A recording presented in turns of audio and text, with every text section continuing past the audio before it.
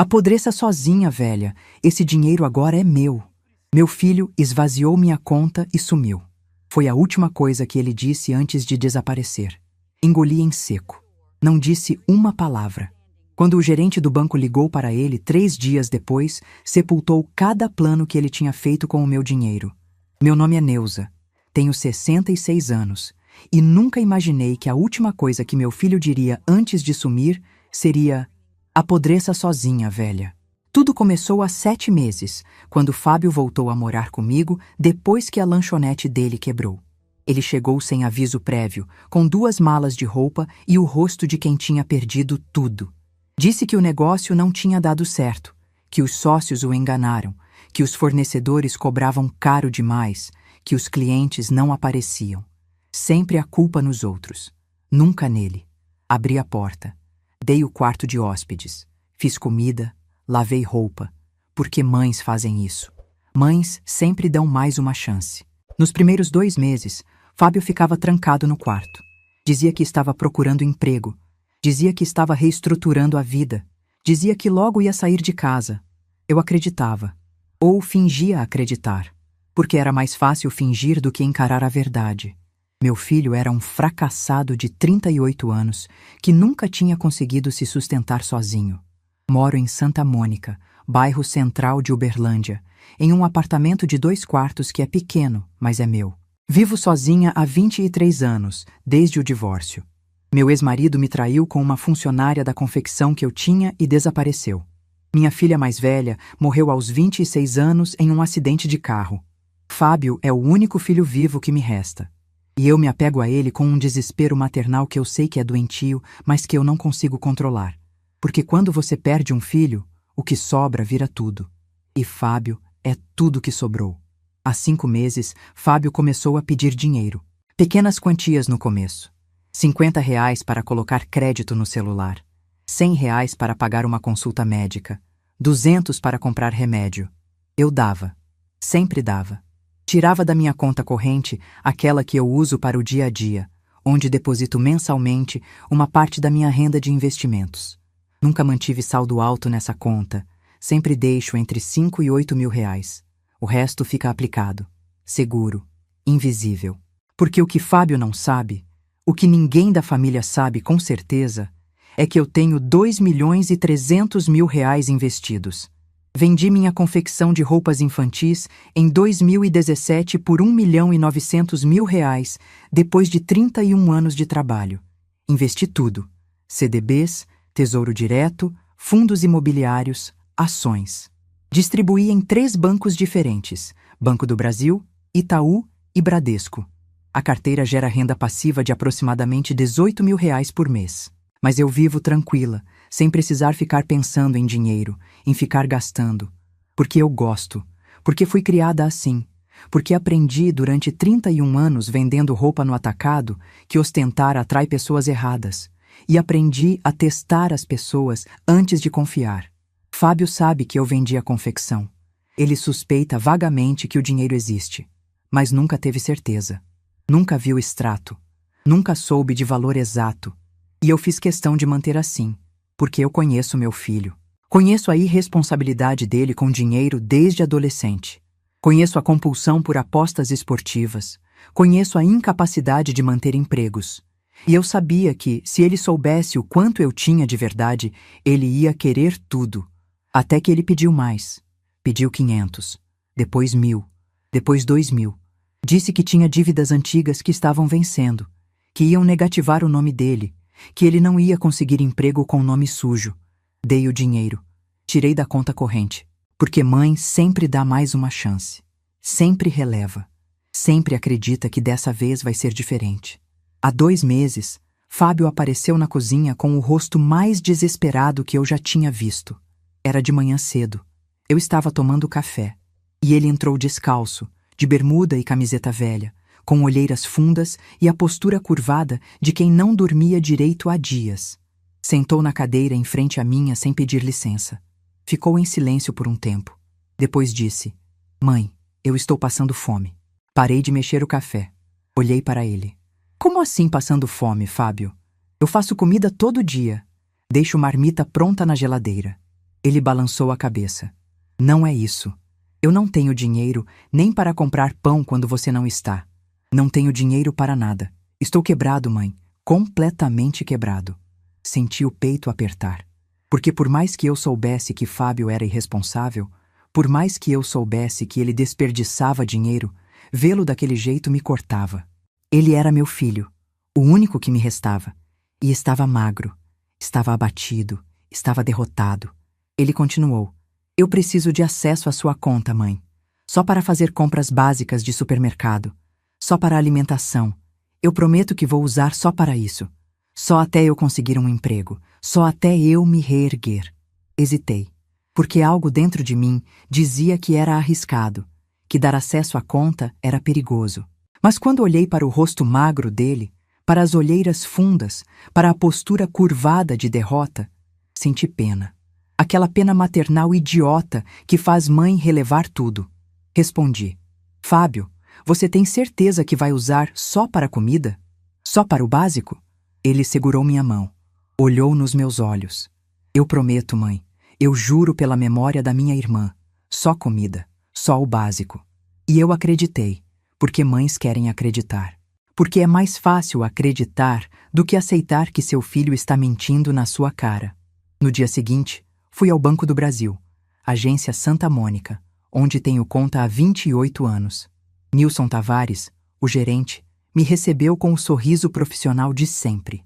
Ele me conhece desde os tempos da confecção, quando eu movimentava grandes volumes de dinheiro na conta jurídica da empresa. Sempre respeitou minha discrição. Sempre foi correto. Sentei na sala dele e disse: Nilson, preciso cadastrar meu filho como pessoa autorizada na minha conta corrente. Ele pegou a caneta, começou a preencher o formulário, mas parou no meio e me olhou sério. Dona Neuza, a senhora tem certeza disso? Pessoa autorizada tem acesso quase total à conta. Pode movimentar, pode transferir, pode pedir empréstimo, é uma responsabilidade grande. Respondi rápido demais. É meu filho, Nilson. Eu confio nele. Nilson não insistiu. Terminou de preencher o formulário. Eu assinei. Fábio foi cadastrado como pessoa autorizado. E naquele momento, sem saber, eu abri a porta para o maior erro da minha vida. Nas primeiras semanas, Fábio usou a conta para o que tinha prometido. Eu checava o extrato toda semana pelo aplicativo do banco e via exatamente o que esperava. Supermercado Bretas, R$ 86. Farmácia Pague Menos, R$ 43. Padaria São Geraldo, R$ 12. Mercado Central, R$ 52. Tudo dentro do combinado. Tudo coerente com o que um homem sozinho, sem renda, precisaria comprar. Eu relaxei. Baixei a guarda. Parei de checar o extrato toda semana. Passei a checar só de 15 em 15 dias, porque era o meu filho. Porque eu precisava acreditar que dessa vez ia ser diferente. Porque eu precisava acreditar que ele tinha mudado. Mas ele não tinha mudado. Ele só estava construindo confiança. Ele estava me testando. Estava esperando o momento certo para agir. E eu, idiota, cega de amor maternal, não vi. Até que há 2 semanas entrei no aplicativo do banco pela manhã. Era uma terça-feira. Eu tinha acordado cedo, feito café, sentado na mesa da cozinha com o celular na mão para checar as notícias. Abri o app do Banco do Brasil por hábito. Digitei a senha, a tela carregou. E quando apareceu o saldo, senti o chão sumir debaixo dos meus pés. Saldo, 0,00. Olhei 3 vezes achando que era erro do sistema. Atualizei a página. 0.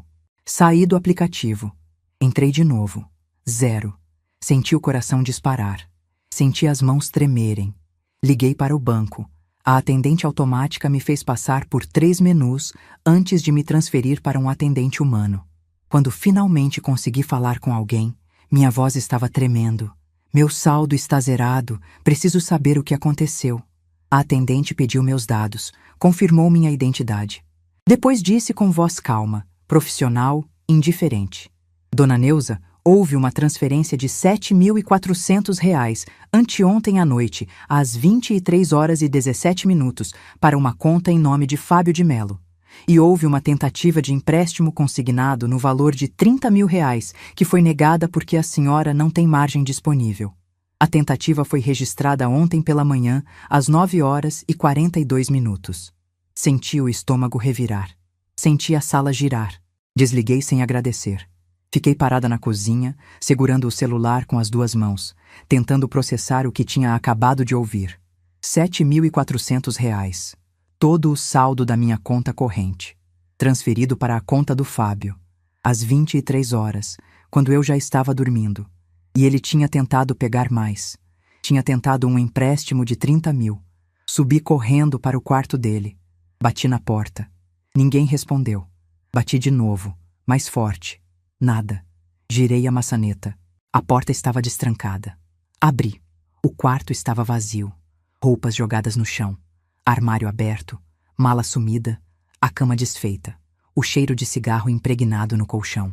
Ele tinha ido embora. Tinha roubado meu dinheiro e tinha fugido. Peguei o celular.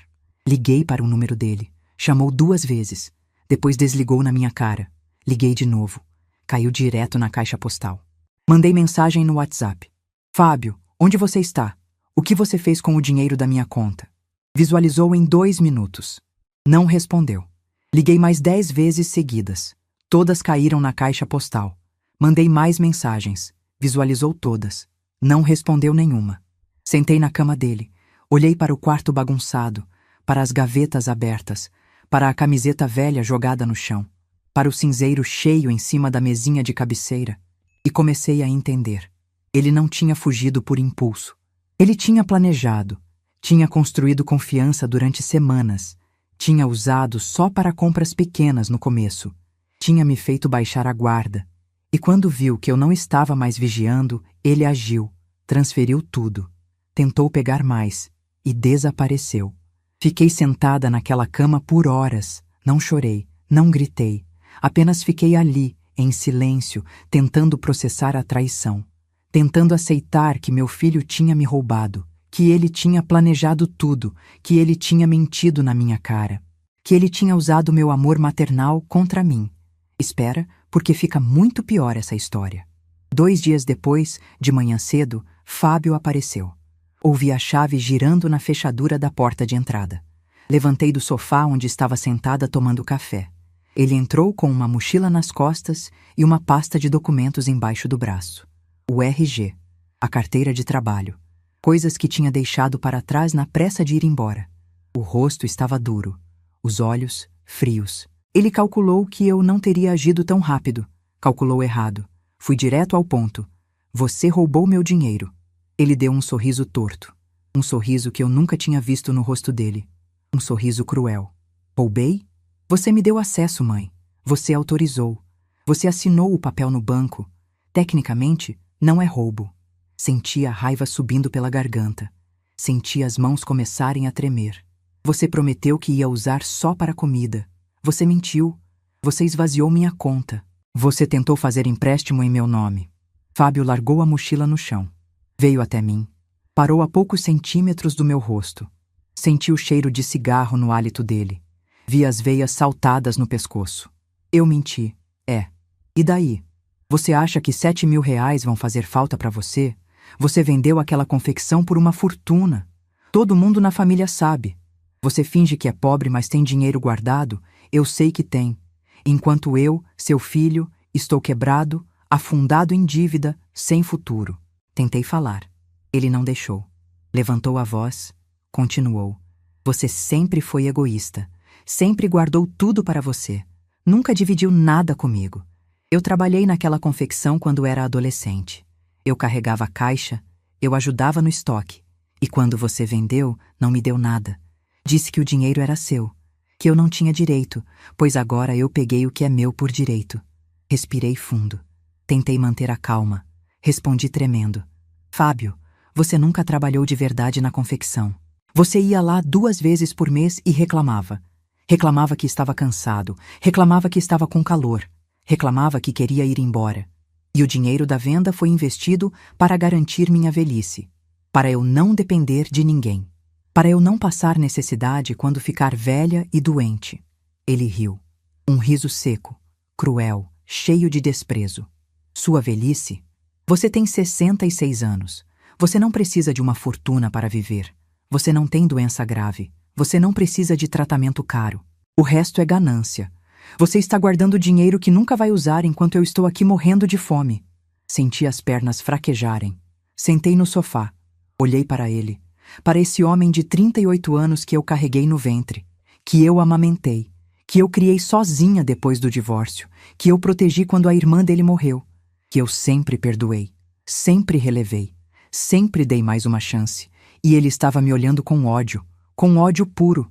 Fábio pegou a mochila. Pegou a pasta de documentos. Foi até a porta. Colocou a mão na maçaneta. Virou para trás. E disse a frase que nunca vou esquecer. A frase que mudou tudo. Apodreça sozinha, velha. Esse dinheiro agora é meu. Bateu a porta. Sumiu. O barulho da porta batendo ecoou pelo apartamento vazio. Fiquei sentada na sala, em silêncio absoluto, por horas. Não chorei. Não gritei. Apenas engoli em seco e não disse uma palavra, porque algo dentro de mim tinha morrido.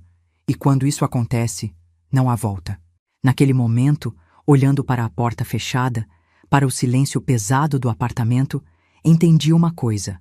Amor de mãe tem limite. E eu tinha chegado no meu. Antes de eu contar o que aconteceu depois daquela porta batendo, preciso te perguntar uma coisa. O que você faria no meu lugar? Seu próprio filho acaba de esvaziar sua conta, te xingar e dizer para você apodrecer sozinha.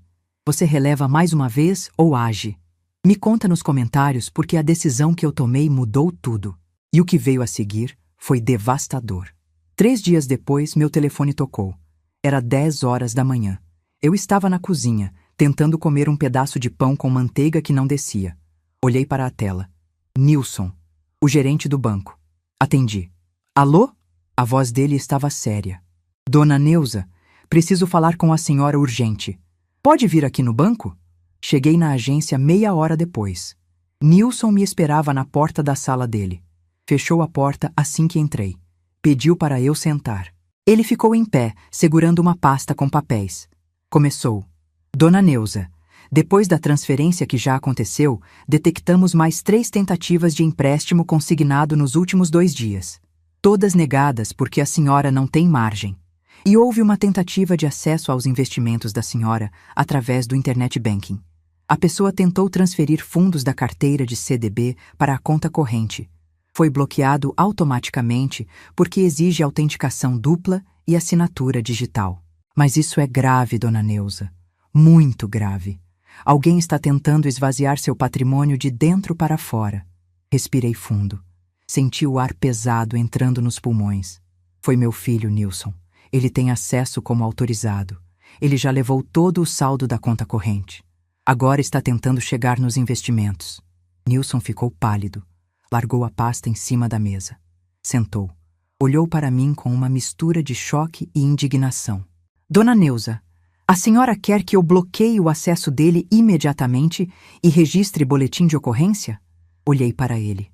Para esse homem de 54 anos que me conhecia há 28, que tinha me visto construir a confecção, que tinha me visto passar pelo divórcio, que tinha me visto enterrar minha filha, que tinha me visto vender o negócio e investir tudo com prudência.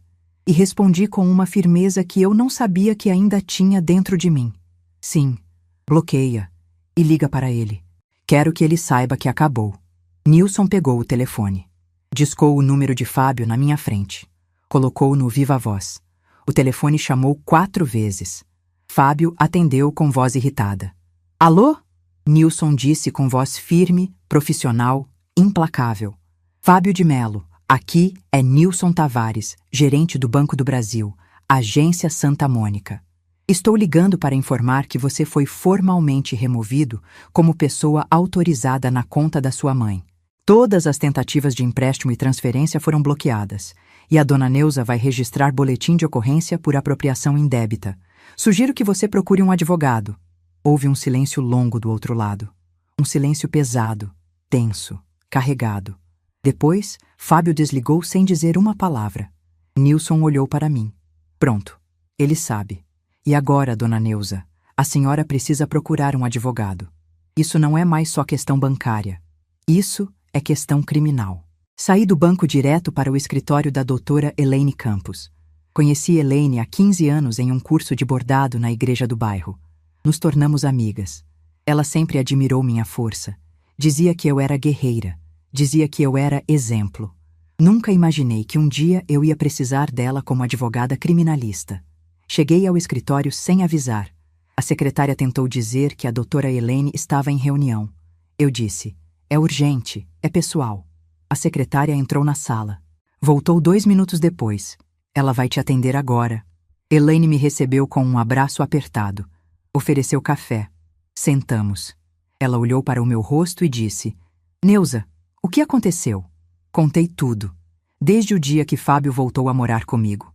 Desde o pedido de acesso à conta. Desde as compras pequenas que construíram confiança. Desde a transferência total. Desde as tentativas de empréstimo. Desde as tentativas de acessar os investimentos. Desde a frase: apodreça sozinha, velha. Mostrei os extratos que Nilson tinha impresso. Mostrei as mensagens de WhatsApp onde Fábio me xingava e me bloqueava. Mostrei o histórico completo. Elaine ficou em silêncio por alguns minutos, lendo tudo com atenção. A expressão dela foi mudando.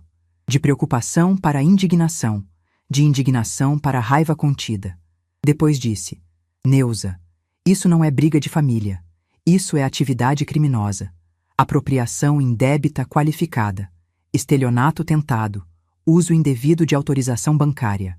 Seu filho pode pegar de 2 a 8 anos de reclusão. Senti o estômago revirar. Senti a sala girar. Elaine, eu não quero prender meu filho. Eu só quero meu dinheiro de volta. Eu só quero que ele pare. Elaine me olhou séria. Pegou minha mão. Neuza, você pode não querer, mas quando isso chegar na polícia, não vai mais depender de você.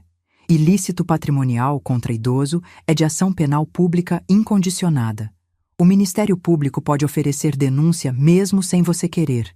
E vai oferecer. Porque a gravidade é alta. Porque a vítima é idosa. Porque o agressor é filho. Tudo isso agrava. Respirei fundo.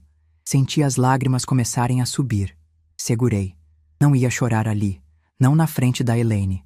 Perguntei: o que eu faço então? Elaine abriu o notebook. Começou a digitar. Primeiro, vamos registrar boletim de ocorrência hoje ainda. Vou te acompanhar à delegacia especializada em atentados contra idosos. Segundo, vamos entrar com ação de reparação de danos. Ele vai ter que devolver os R$ 7.400 com correção monetária e juros. Terceiro, vou solicitar medida protetiva para que ele não se aproxime de você. Não entre em contato, não tente acessar suas contas de forma alguma. Quarto, vou notificar extrajudicialmente ele e a namorada, já que ela está com ele e pode ser considerada cúmplice ou receptadora do valor subtraído. Parou de digitar. Olhou para mim. E preciso te avisar de uma coisa, Neuza. A defesa dele vai usar o argumento de que você autorizou. Vai dizer que você assinou o papel. Isso é previsível. Mas a autorização obtida por engano. Ele te disse que era para comprar comida, construiu confiança por semanas antes de agir. Configura dolo. É esse elemento que transforma o abuso de confiança em atividade criminosa. O juiz vai ver isso. Eu vou fazer o juiz ver isso. Concordei com tudo. Assinei procuração. Elaine pegou a bolsa. Pegou as chaves do carro. Vamos agora. Não podemos perder tempo. Chegamos na delegacia especializada em atentados contra idosos às 3 da tarde. O prédio era cinza, feio, com paredes descascadas e cheiro de mofo. Tinha gente esperando nos corredores. Idosos com rostos cansados. Familiares revoltados. Elaine foi direto ao balcão. Disse que tinha vítima de apropriação indébita cometida por familiar. A atendente mandou esperar. Esperamos 40 minutos. Quando finalmente fomos chamadas, uma delegada jovem, de uns 40 anos, nos recebeu. Doutora Patrícia Almeida. Ela tinha olhos cansados, mas atentos. Me ouviu por 1 hora inteira. Fez perguntas detalhadas. Perguntou sobre a relação com Fábio, sobre o histórico dele, sobre as dívidas, sobre a lanchonete que quebrou, sobre o pedido de acesso à conta, sobre as compras pequenas, sobre a transferência, sobre as tentativas de empréstimo, sobre as tentativas de acessar investimentos. Pediu extratos. Pedi comprovante de autorização bancária. Pediu histórico de mensagens. Anotou tudo. Digitou tudo no sistema. Depois disse: Dona Neuza, vou abrir inquérito policial. Vou intimar o Fábio para depor. E vou pedir ao banco o rastreamento completo das transações. Se ele usou o dinheiro para pagar dívida de terceiros, esses terceiros também podem responder como receptadores. Saí da delegacia com o coração apertado, mas com a certeza de que tinha feito o certo.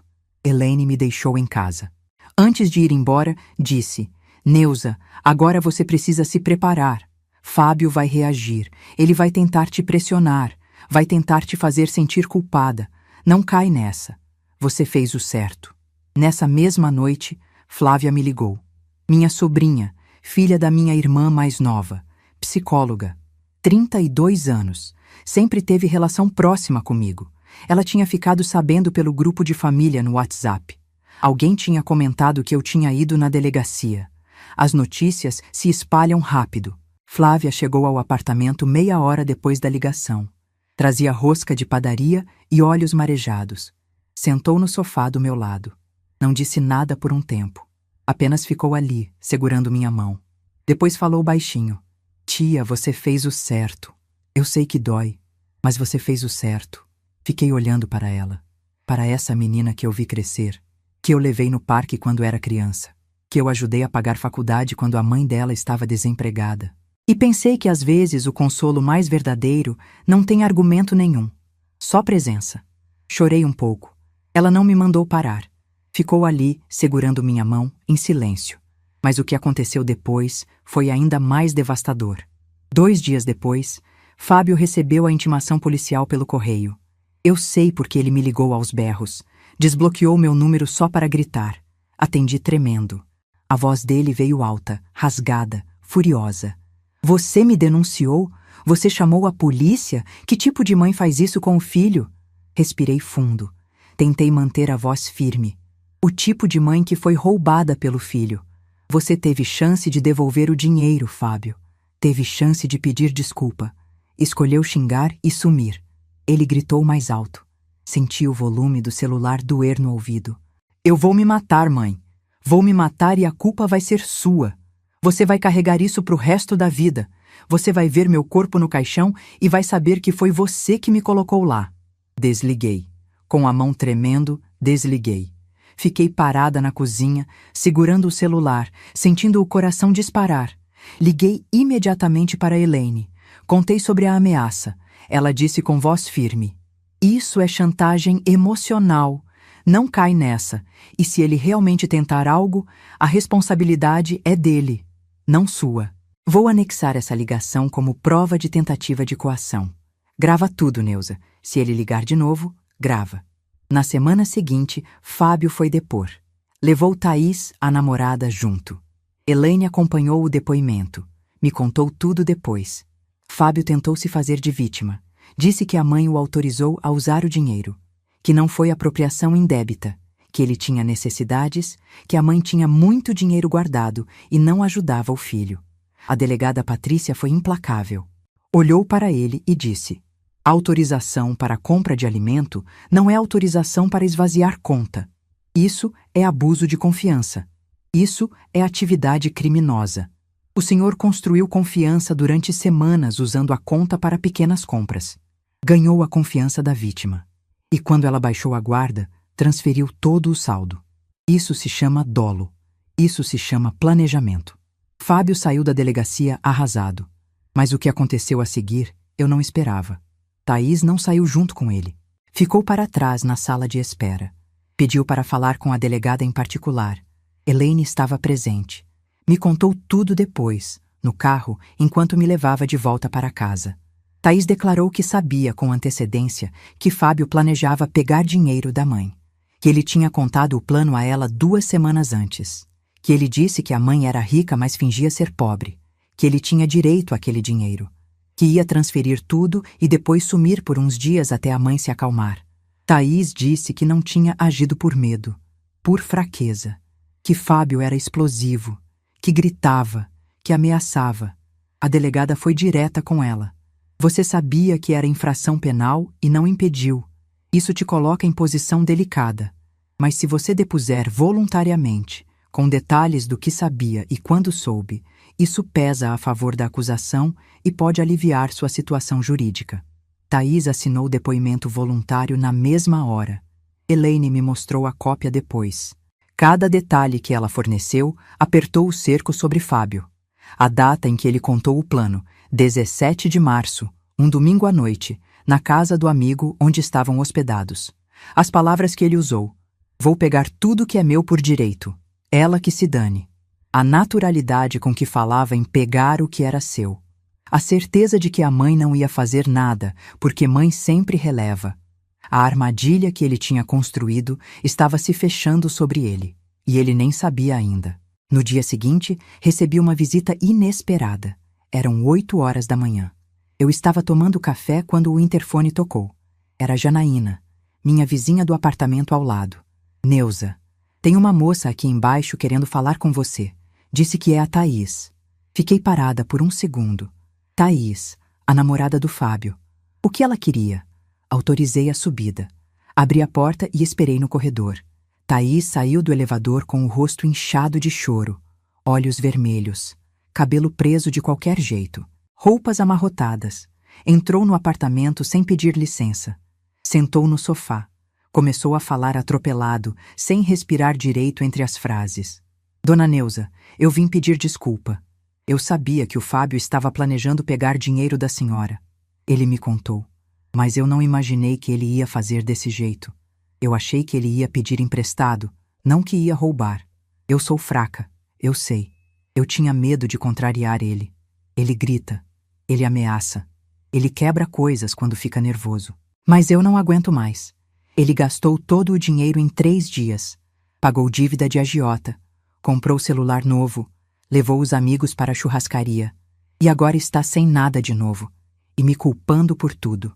Dizendo que eu estraguei a vida dele porque depus na delegacia. Olhei para ela em silêncio. Para essa menina de 29 anos que estava ali, chorando, pedindo algo que eu não sabia se podia dar. Depois perguntei: "Thaís, você veio aqui porque se arrependeu ou porque o Fábio mandou você tentar me convencer a retirar a queixa?" Ela abaixou a cabeça. Limpou o nariz com a manga da blusa. "Ele mandou. Disse que se eu não convencesse a senhora, ele ia terminar comigo. Disse que eu sou uma traidora, que eu estraguei tudo." Levantei. Fui até a porta, abri. "Então vai embora. E diz para ele que não vou retirar nada. Ele vai responder pelo que fez." Ela saiu chorando. Desceu pelo elevador soluçando alto. Janaína apareceu na porta do apartamento dela segundos depois. "Neuza, o que foi isso?" Respondi cansada. "O filho tentando me manipular através da namorada. Não funcionou." Mas Fábio não parou. Nos dias seguintes, começou a me perseguir emocionalmente. Mandava mensagens longas pelo WhatsApp, dizendo que eu era mãe desnaturada, que eu estava destruindo a vida dele, que ele ia ficar com ficha por toda a vida, que nunca mais ia conseguir emprego, que a culpa de tudo era minha, que eu podia ter ajudado ele de verdade, mas preferi ser egoísta. Bloqueei o número, ele criou outro. Mandou mais mensagens, bloqueei de novo. Ele pediu para amigos ligarem para mim. Pessoas que eu nem conhecia ligavam dizendo: "Dona Neuza, o Fábio pediu para ligar. Ele está desesperado. Ele precisa falar com a senhora." Eu desligava na cara, bloqueava o número. Elaine entrou com pedido de medida protetiva de urgência. Anexou prints de todas as mensagens. Anexou registro das ligações. Anexou o áudio da ameaça de suicídio. O juiz concedeu em 24 horas. Fábio foi notificado oficialmente. Proibido de se aproximar a menos de 200 metros da residência da vítima. Proibido de entrar em contato por qualquer meio. Telefone, mensagem, redes sociais, terceiros. Sob pena de prisão em flagrante por descumprimento de medida protetiva. Achei que ia parar. Achei que ele ia entender a gravidade. Mas eu estava errada. Porque 3 semanas depois, ele cometeu o erro fatal. Era uma quinta-feira à noite. Eu tinha jantado cedo e estava assistindo novela quando o interfone tocou. Atendi. Era o porteiro com voz nervosa. "Dona Neuza, seu filho está aqui embaixo, está bêbado, está gritando, não quer ir embora." Senti o coração disparar. "Chama a polícia. Agora." Desliguei. Liguei para Janaína. Ela atendeu assustada. "Janaína, O Fábio está aqui embaixo. Chamei a polícia. Fica de olho. Janaína desceu antes de mim. Me ligou do hall de entrada. Neuza, ele está quebrando a porta de vidro. Está socando. Está sangrando a mão. A polícia já vem. Desci correndo. Quando cheguei no térreo, Fábio estava aos berros, socando a porta de vidro do hall com as duas mãos. O vidro tinha rachaduras. Sangue escorria dos nós dos dedos dele. Ele gritava meu nome. Neuza, desce aqui, sua velha miserável. Você me destruiu. Você acabou com minha vida. Eu vou te matar. Vou te matar e depois me matar. O porteiro tentava contê-lo. Fábio o empurrou com força. O porteiro bateu nas costas contra a parede. Janaína gritou. Outros moradores começaram a aparecer. A polícia chegou 5 minutos depois. 2 viaturas. 4 policiais. Desceram rápido. Fábio tentou correr quando viu os policiais. Não conseguiu. Foi imobilizado no chão. Algemado. Arrastado para dentro da viatura. Chutava, gritava, cuspia, olhava para mim pelos vidros do carro com ódio puro. Ódio que eu nunca tinha visto em olhos humanos. E naquele momento, olhando para ele algemado dentro daquela viatura, entendi que tinha perdido meu filho para sempre. Não para a polícia, para o ódio, para a maldade que ele tinha escolhido carregar. A viatura foi embora com sirene ligada. Fiquei parada no hall, cercada de vizinhos, olhando para a porta de vidro rachada e para as manchas de sangue no chão. Janaína me abraçou. Não disse nada. Apenas me abraçou. A delegada Patrícia me ligou no dia seguinte de manhã cedo. Dona Neuza, seu filho foi detido em flagrante por descumprimento de medida protetiva, dano ao patrimônio e desacato à autoridade. Ele vai passar por audiência de custódia hoje à tarde. Pode ser solto com medidas cautelares ou pode ficar detido preventivamente até o julgamento. Depende do juiz. Mas com esse histórico, com a gravidade das ameaças, com a violência demonstrada, a chance de prisão preventiva é alta. Senti o peito apertar. Senti as pernas fraquejarem. Sentei na cadeira da cozinha. Doutora Patrícia, eu não queria que chegasse nisso. Ela foi direta, sem rodeios. Mas chegou. E a culpa não é sua, é dele. Ele teve todas as chances de parar. Escolheu continuar. Escolheu escalar. Escolheu ameaçar. Escolheu usar força. As consequências são dele. Na audiência de custódia, o juiz determinou prisão preventiva. Elaine me contou depois. A defesa de Fábio tentou argumentar que ele tinha vínculos com a comunidade, que tinha residência fixa com amigos, que não oferecia perigo real. O promotor rebateu com firmeza.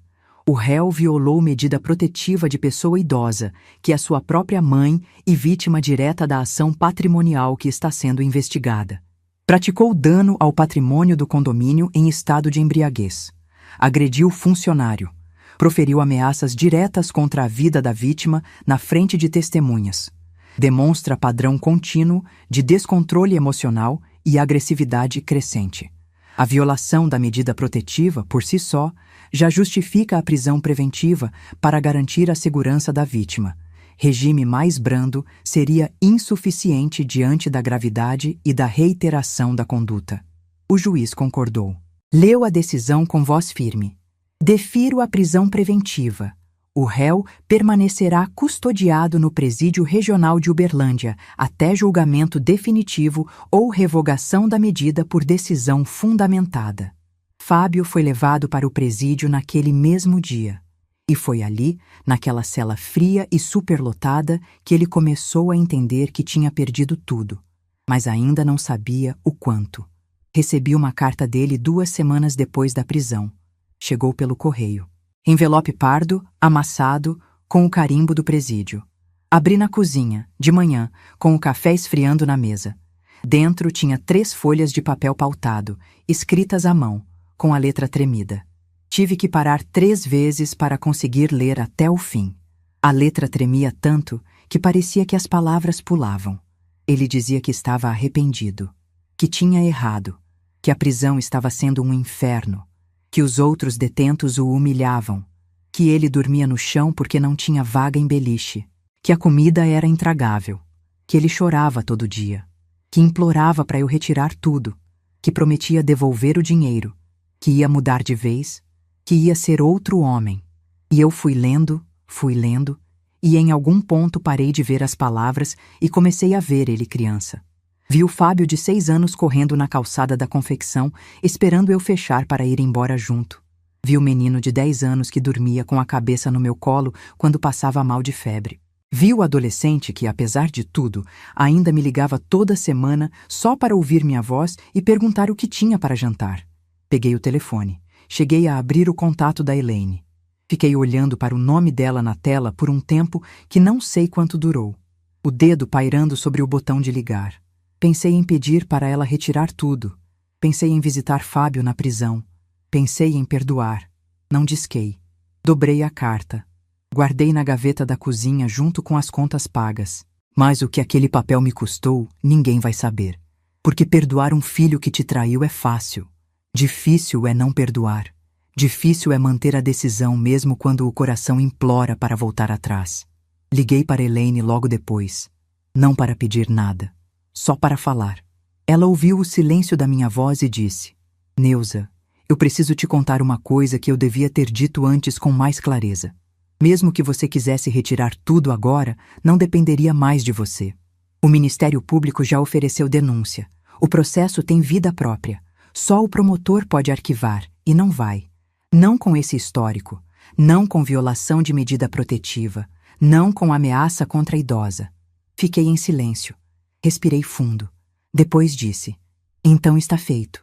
Ela respondeu com voz suave: Está feito. Agora você cuida de você. Desliguei. Fiquei na cozinha por um tempo, olhando para o café frio. Depois joguei fora. Fiz outro. Bebi devagar, em silêncio, olhando pela janela. Mas o perigo real ainda estava por vir. 3 semanas depois da prisão, recebi uma ligação de um número desconhecido. Atendi com cautela. Era uma voz masculina, grossa, ameaçadora. Dona Neuza, sou amigo do Fábio. Ele me pediu para avisar a senhora que se não tirar a queixa, as coisas vão ficar feias. A senhora mora sozinha, né? Apartamento no Santa Mônica. Prédio sem porteiro à noite. Seria uma pena se acontecesse alguma coisa. Senti o sangue gelar. Desliguei tremendo. Liguei imediatamente para Elaine. Contei sobre a ameaça. Ela ficou furiosa. Isso é grave, Neuza. Muito grave. Ele está usando terceiros para te ameaçar de dentro da prisão. Vou comunicar isso ao juiz e ao promotor agora mesmo. Isso pode agravar ainda mais a situação dele. Elaine entrou com petição de urgência, anexando o registro da ligação. O juiz convocou a audiência para o dia seguinte. Fábio foi levado do presídio para o fórum algemado. Elaine me contou depois que ele negou tudo. Disse que não conhecia ninguém que tivesse ligado para mim, que estava sendo acusado injustamente. Mas a defesa dele estava fraca. O promotor apresentou o laudo de análise de ligações do presídio. Fábio tinha feito 3 ligações para o mesmo número nos últimos 10 dias. O número era de um homem com ficha por extorsão e ameaça. O juiz foi direto. O réu está usando o sistema prisional para articular novas ameaças contra a vítima. Isso demonstra que a prisão preventiva não está sendo suficiente para cessar a conduta. Determina o isolamento do réu e proibição de fazer ligações por prazo indeterminado. Fábio gritou na sala de audiência. Xingou o juiz. Foi retirado à força pelos agentes penitenciários. E naquele momento, vendo meu filho ser arrastado para fora da sala gritando obscenidades, entendi que ele tinha se transformado em alguém que eu não reconhecia mais. O menino que eu criei tinha morrido. O que sobrou era um estranho cheio de ódio. Mas eu ainda não sabia do pior. Uma semana depois, Thaís me procurou de novo. Apareceu na porta do prédio de manhã cedo. Janaína me avisou pelo interfone. Pensei em não atender. Mas algo na voz da Janaína me fez mudar de ideia. Autorizei a subida. Thaís entrou no apartamento com uma pasta de documentos embaixo do braço. Sentou no sofá. Colocou a pasta na mesa de centro. Dona Neuza, eu vim trazer uma coisa que a senhora precisa saber. Eu terminei com o Fábio, não aguento mais, e encontrei isso no celular dele antes de ele ser levado preso. Abriu a pasta. Dentro tinha prints de conversas de WhatsApp. Conversas entre Fábio e um homem chamado Marcelo. Comecei a ler. Senti o chão sumir debaixo dos meus pés de novo. Nas conversas, Fábio planejava não só roubar o dinheiro da minha conta corrente. Ele planejava me internar em uma clínica psiquiátrica. Dizia para o Marcelo que eu estava com problemas mentais, que eu era louca, que não sabia administrar dinheiro, que ele, como filho, tinha direito de pedir interdição. E com a interdição, ele teria acesso a tudo. A todos os investimentos, a todos os 2.300.000 reais.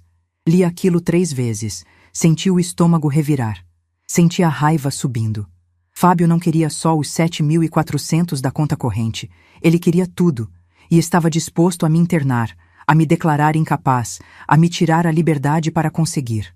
Olhei para Thaís, ela estava chorando. Dona Neuza, eu não sabia disso quando estava com ele, eu juro, eu só descobri depois, e quando descobri, terminei na hora, porque isso é monstruoso. Ele ia fazer a senhora de louca só para roubar tudo. Peguei a pasta, agradeci. Thaís foi embora. Liguei para Elaine. Contei tudo. Ela pediu para eu levar os prints imediatamente. Fui. Chegando no escritório, Elaine leu tudo com atenção. A expressão dela foi de choque para a fúria contida. Neuza, isso muda tudo. Isso prova premeditação.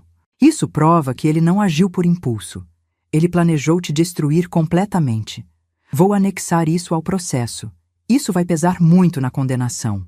E naquele momento, segurando aqueles prints, entendi a verdadeira dimensão da maldade do meu filho. Ele não me via como mãe. Me via como obstáculo, como fonte de dinheiro, como algo a ser removido.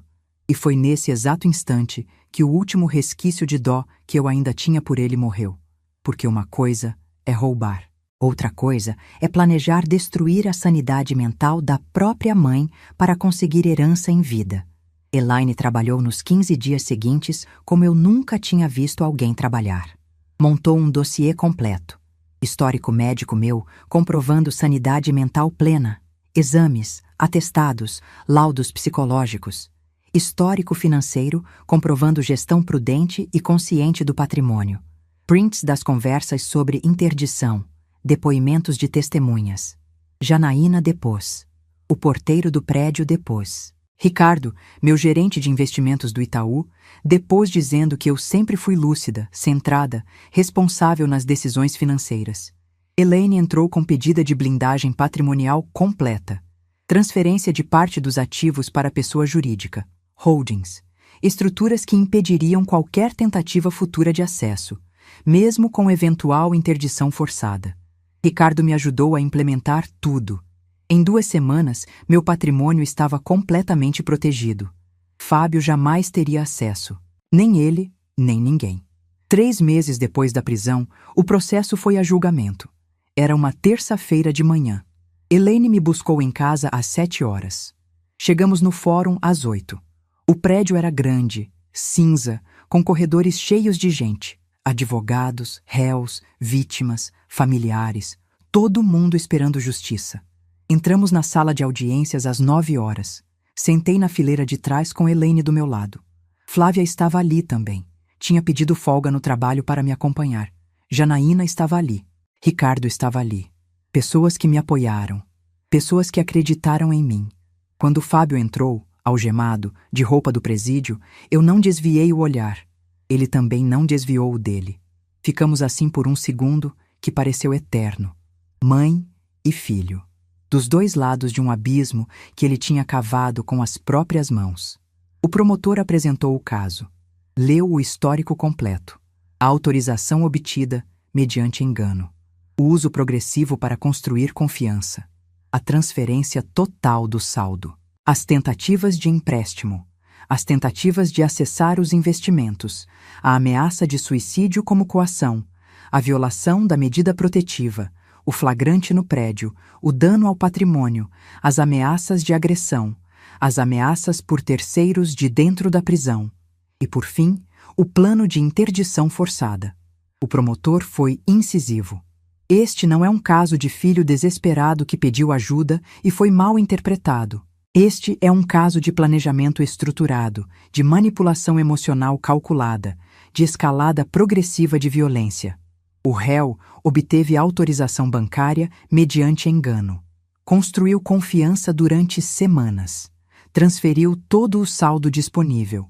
Tentou acessar investimentos. Quando foi bloqueado, ameaçou. Quando foi denunciado, intensificou as ameaças. Quando foi afastado por medida protetiva, violou a medida com agressividade física. E quando foi detido, tentou articular novas ameaças por terceiros. A vítima é idosa, é mãe do réu. Confiou nele e foi sistematicamente destruída por ele. A sociedade precisa de uma resposta firme. A defesa de Fábio tentou argumentar que ele agiu por desespero, que estava endividado, que a mãe tinha recursos e não ajudava, que ele não planejou nada, que foi tudo impulso. O advogado de defesa era jovem, inexperiente, inseguro, falava baixo, gaguejava, não tinha argumentos fortes. O juiz ouviu tudo em silêncio. Fez anotações, depois anunciou que ia proferir sentença. Leu com voz firme, pausada, impessoal. Ante o exposto, julgo procedente a ação penal. Condeno o réu Fábio de Melo às penas de 3 anos e 6 meses de reclusão em regime semiaberto pelos delitos de apropriação indébita qualificada, estelionato tentado, ameaça, dano ao patrimônio, descumprimento de medida protetiva e coação no curso do processo. Condeno ainda ao pagamento de indenização por danos materiais e morais no valor total de R$ 22.000 em favor da vítima. A pena privativa de liberdade será parcialmente substituída por prestação de serviços comunitários e monitoramento eletrônico. O réu fica proibido de se aproximar da vítima, de entrar em contato por qualquer meio, de frequentar o bairro onde reside a vítima, sob pena de regressão ao regime fechado. Trânsito em julgado imediato. O juiz bateu o martelo. Fábio baixou a cabeça. Os ombros dele tremeram. Não sei se era choro ou raiva. Não me importei. Olhei para ele pela última vez naquele dia. Ele olhou de volta. Não havia mais ódio nos olhos dele. Havia derrota. Havia vazio. Saí do fórum com Elaine, Flávia, Janaína e Ricardo. Fomos almoçar juntos em um restaurante próximo. Pedi frango com quiabo. Não consegui comer muito, mas estava aliviada. Estava em paz. Porque justiça tinha sido feita. Não por vingança. Por necessidade. Thaís abandonou Fábio 1 semana depois da condenação. Mandou uma mensagem para ele pelo sistema do presídio, dizendo que não aguentava mais viver com um homem que culpava todo mundo pelos próprios erros, que ela tinha tentado ajudar, que ela tinha acreditado nele, mas que não podia mais. Fábio saiu do presídio 2 meses depois, usando tornozeleira eletrônica no tornozelo direito. Proibido de sair de Uberlândia. Proibido de se aproximar de mim. Obrigado a comparecer mensalmente ao fórum. Obrigado a cumprir 120 horas de serviço comunitário. Obrigado a pagar a indenização parcelada em 50 vezes de R$ 440 por mês. Voltou a morar na casa de um amigo em um bairro periférico. Começou a trabalhar como entregador de aplicativo para pagar a indenização. Trabalhava 12 horas por dia, pedalando bicicleta velha emprestada, porque não tinha dinheiro para moto. A vida dele desmoronou completamente. E eu assisti de longe, sem interferir, sem ajudar, sem perdoar. 6 meses depois da condenação, a vida de Fábio estava irreconhecível. Janaína me contou por que cruzou com ele uma vez na Avenida João Naves de Ávila, perto do Terminal Central. Ele estava magro, barbudo, com roupas velhas e sujas. Pedalava uma bicicleta enferrujada, com uma mochila térmica nas costas. A tornozeleira eletrônica aparecia por cima da meia furada. Janaína disse que ele a viu. Tentou falar com ela. Ela fingiu que não viu e atravessou a rua. Ele morava em um quarto alugado de pensão na Vila Brasília. Dividia banheiro com outros 3 inquilinos. Pagava R$ 300 por mês.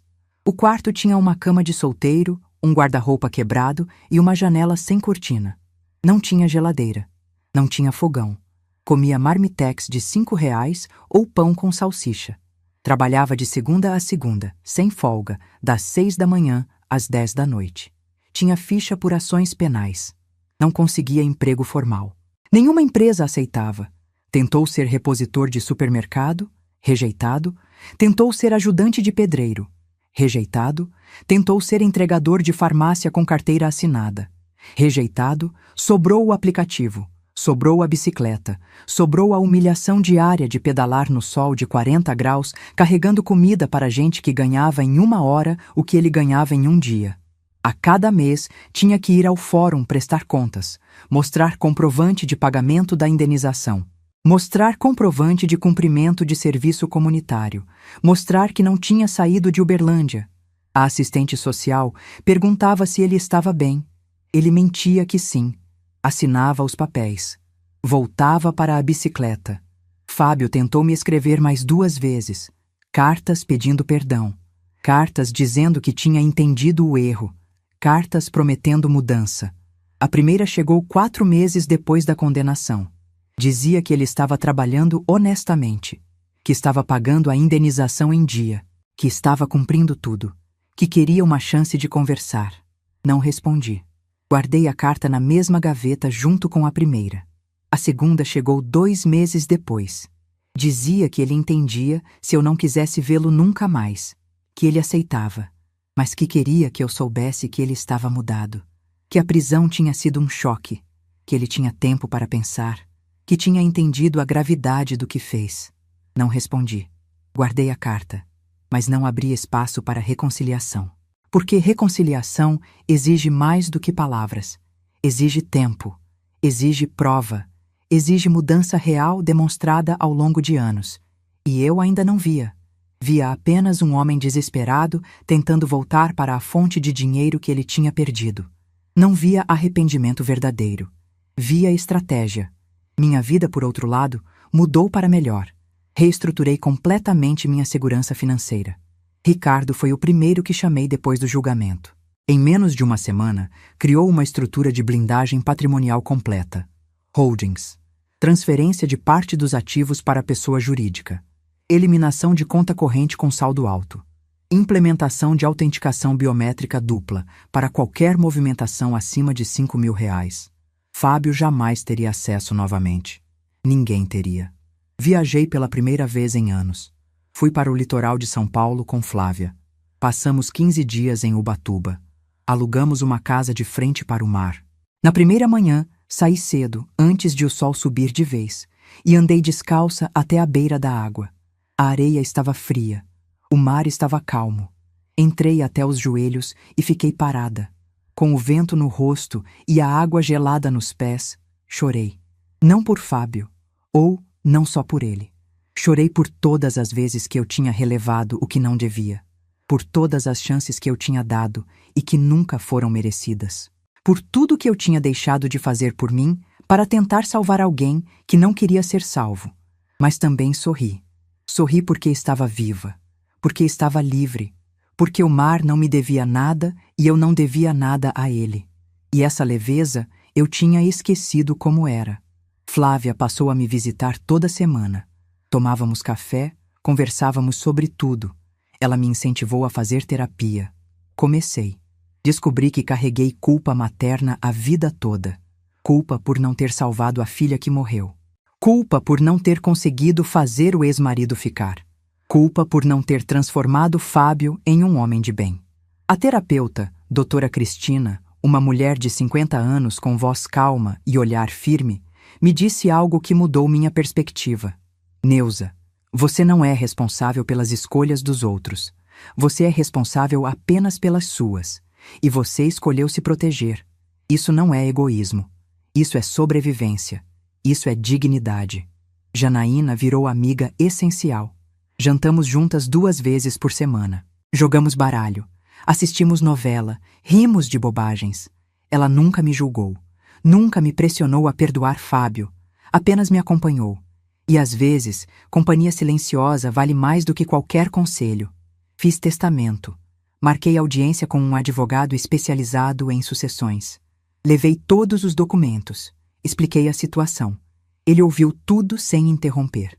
Depois disse: Dona Neuza, a senhora pode deserdar o filho por justa causa. O Código Civil permite em casos de ofensa física, injúria grave, relações ilícitas com madrasta ou relação de concubinato com outra pessoa e deserdação por indignidade em caso de tentativa contra a vida da mãe ou delitos que envolvam desonra. Eu não queria deserdar completamente. Queria deixar algo simbólico. Deixei metade do patrimônio para Flávia, minha sobrinha que me acompanhou com amor quando eu mais precisei. Deixei a outra metade para uma instituição de proteção a idosos vítimas de violência familiar sediada em Uberlândia. Para Fábio, deixei apenas uma carta.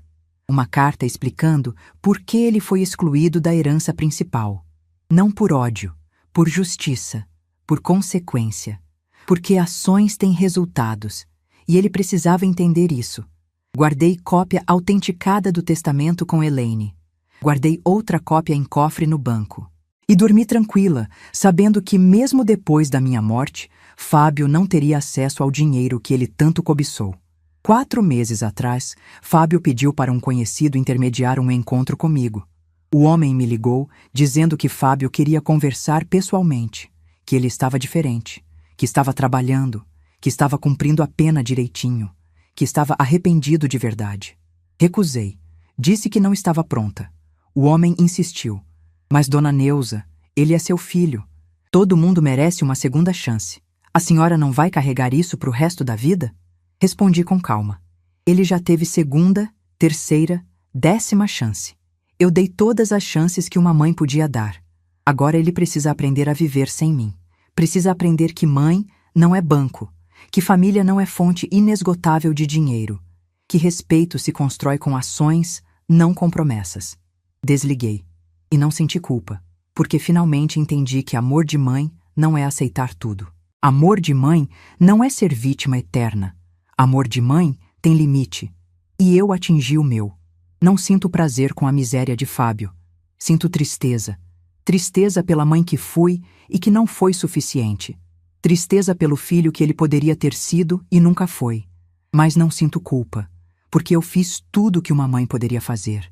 Dei educação, dei oportunidades, dei dinheiro, dei tempo, dei amor.